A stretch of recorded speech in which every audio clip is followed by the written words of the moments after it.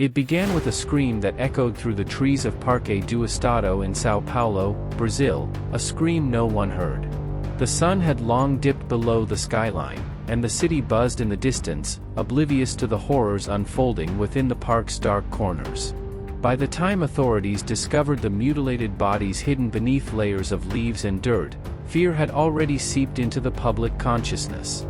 Brazil was facing one of its most terrifying serial killers, Francisco de Assis Pereira, a man whose name would become synonymous with manipulation, violence, and psychological torment. Born on November 29, 1967, in São Paulo, Pereira's childhood was anything but stable. Raised in a household riddled with dysfunction, he suffered physical and emotional abuse at the hands of those meant to protect him. As a child, he was reportedly molested by his aunt, a traumatic event that fractured his understanding of intimacy and control. These early violations would fester into a deep-seated need for dominance. As he grew, Pereira became withdrawn and introverted. He found it difficult to connect with others, developing a fragmented identity that would later play a crucial role in his descent into madness. He worked as a motorcycle courier, zipping through the chaotic streets of São Paulo, invisible to most but always watching. It was during this time he discovered an effective hunting ground, subway stations filled with young women, many of whom were seeking modeling careers. Pereira exploited this desire, posing as a talent scout for a fictitious modeling agency. With a fabricated portfolio and the practiced charm of a seasoned predator, he lured women into conversations, offering them promises of fame and fortune. He knew the right words to say, the right tone to use. His victims, often young and hopeful, followed him into the depths of Parque do Estado, unaware that their dreams would become nightmares. The killings began in 1997. Pereira's modus operandi was both simple and sadistic. He would take the women into the park under the pretense of conducting a photo shoot. Once isolated, he would assault, rape, and ultimately strangle them. In many cases, he used their own clothes to bind them. The violence wasn't impulsive, it was methodical. The park, a once tranquil haven for joggers and families, became his personal graveyard. Bodies began to accumulate, buried in shallow graves, hidden from view but not from smell. It wasn't long before the stench of decomposition led a jogger to stumble upon the first corpse. Police arrived and uncovered more than just a body, they unearthed a pattern. Women who had disappeared near subway stations were now being found murdered in the same location. Panic gripped São Paulo. The media dubbed him O Maniaco do Parque, or the Park Maniac. As the death toll rose, the city descended into paranoia. Women refused to walk alone, and public spaces emptied as fear became a new form of curfew. Investigators were under immense pressure to solve the case, but the killer remained elusive. Witnesses recalled a man with a pleasant demeanor, a gentle voice, and eyes that betrayed nothing. A breakthrough came when a surviving victim, miraculously spared by Pereira, provided authorities with a detailed description. With the help of composite sketches and forensic evidence collected from the crime scenes, police were able to narrow their focus. But by then, Pereira had already fled São Paulo, vanishing into Brazil's vast landscape. A nationwide manhunt ensued. Pereira's face was plastered across newspapers, televised broadcasts, and radio reports. For weeks, he remained at large, taunting authorities with his absence. Finally, on August 4, 1998, he was apprehended in Itaqui, a small town near the border with Argentina.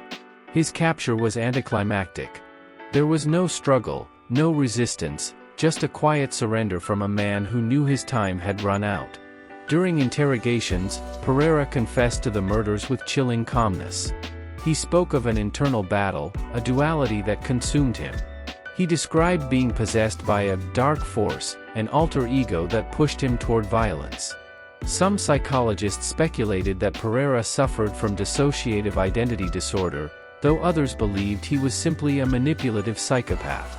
In his own words, he claimed he never intended to kill, he only wanted to dominate, to feel powerful after a life spent feeling powerless. Pereira led police to several burial sites, and his confessions matched the evidence collected. The trial that followed was one of the most sensational in Brazilian history. The courtroom overflowed with journalists, victims' families, and curious onlookers. Pereira sat emotionless as prosecutors detailed his crimes. He was charged with multiple counts of murder, rape, and kidnapping. Despite being sentenced to 268 years in prison, Brazil's penal code limits incarceration to a maximum of 30 years. This legal limitation sparked national outrage. Many questioned how a man capable of such evil could ever see freedom again. Pereira was sent to a maximum security prison where he remained under heavy surveillance. Yet even behind bars, his notoriety grew. Letters poured in from admirers, some romantic, others expressing sympathy or curiosity. His case became a grim symbol of society's fascination with killers. The media continued to cover his story, delving into his psychological profile, upbringing, and interviews with former lovers. Some described him as charming, articulate, and even intelligent. But underneath the surface, they all agreed, lurked a predator. Over the years, various documentaries and books have analyzed his crimes, attempting to answer the question, what turns a man into a monster? Some point to his traumatic childhood, others to undiagnosed mental illness. But perhaps the answer lies not in what shaped him, but in the choices he made. Pereira had moments where he could have stopped. Survivors reported that he sometimes seemed conflicted, pausing before delivering the fatal blow. Yet he always continued. The final tally of victims remains uncertain. While he confessed to at least 11 murders, authorities believe the number could be higher. Some families never found closure, their daughters vanished into the night, their bodies never recovered. The legacy of Francisco de Assis Pereira endures not just in the scars he left behind, but in the awareness his crimes generated. His case prompted changes in how Brazilian authorities handle serial offenses. Public campaigns about the dangers of fake modeling offers became widespread. Women grew more cautious, learning to question and verify. The story of Pereira is often cited in criminal psychology courses, a case study in manipulation and sociopathy. But beyond the academic and legal discussions lies the raw pain of families destroyed, of dreams extinguished in a moment of misplaced trust. Today, Parque do Estado is once again filled with joggers and families. Nature has reclaimed the soil that once held so much horror. But the shadows still linger. Beneath the trees and alongside the winding paths, there remains an invisible monument to the lives lost.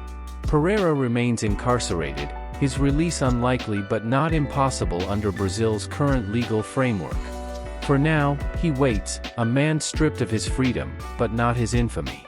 His face, once a source of charm, is now a permanent fixture in Brazil's gallery of infamy.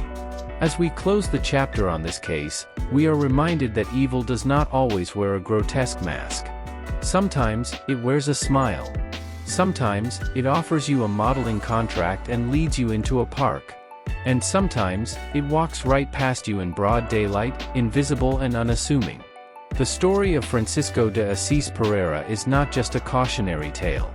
It's a testament to how darkness can dwell in the most ordinary of faces and how vigilance, awareness, and justice are our only defenses against the predators that walk among us. Share your thoughts in the comment section, like this video and please subscribe to this channel and get more global chilling crime stories.